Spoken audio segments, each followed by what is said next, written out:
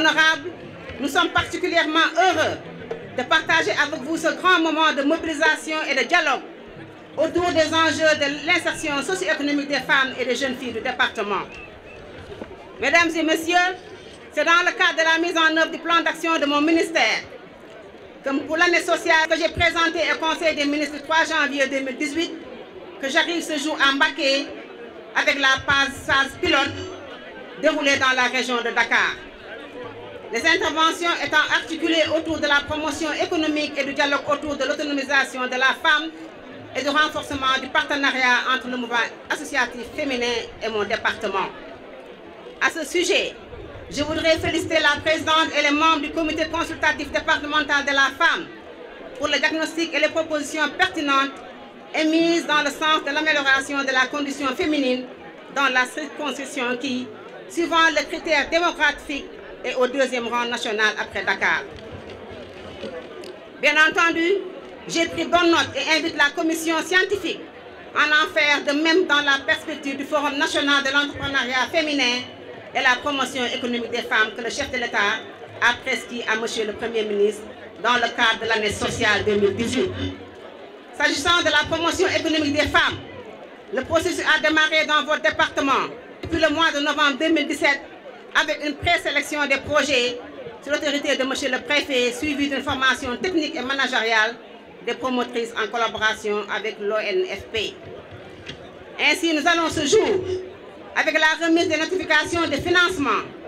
lancer 259 unités pour l'entrepreneuriat féminin,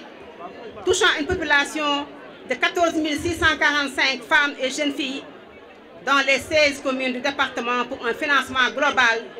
de 180 millions de francs CFA sur les ressources du Fonds national de crédit femmes. Dans ce paquet, les projets portent principalement sur les domaines de l'agriculture, l'embauche et la transformation. Dans cette cohorte, je distingue apprécie le groupe de 20 jeunes filles formées en coiffure et en couture et en coupe à travers les processus d'incubation du CEDAF, Sokhna Mame Diarra Bousso de Mbacké, qui a accueilli 49 pensionnaires en 2017, contre 105 pour l'année en cours. Cette hausse des effectifs se traduit ainsi par une diversification des domaines avec notamment l'ouverture d'une classe d'alphabétisation et d'une section de formation en pâtisserie. En vue d'accompagner cette dynamique, l'équipe en matériel pédagogique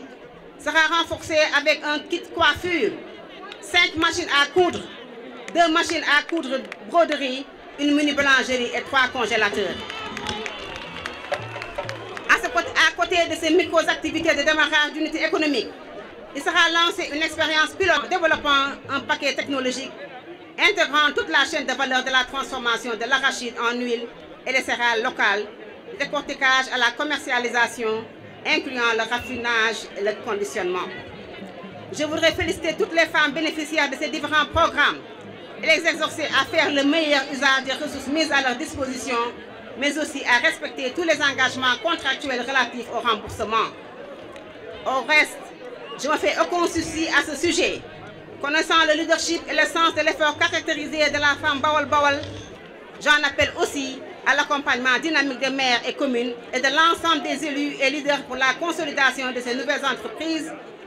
devant contribuer à renforcer le rôle prépondérant des femmes dans l'économie locale et nationale. C'est sur cet appel que je voudrais clore mon propos en vous renouvelant mes vœux pour une excellente année sociale 2018. Je vous remercie de votre aimable attention.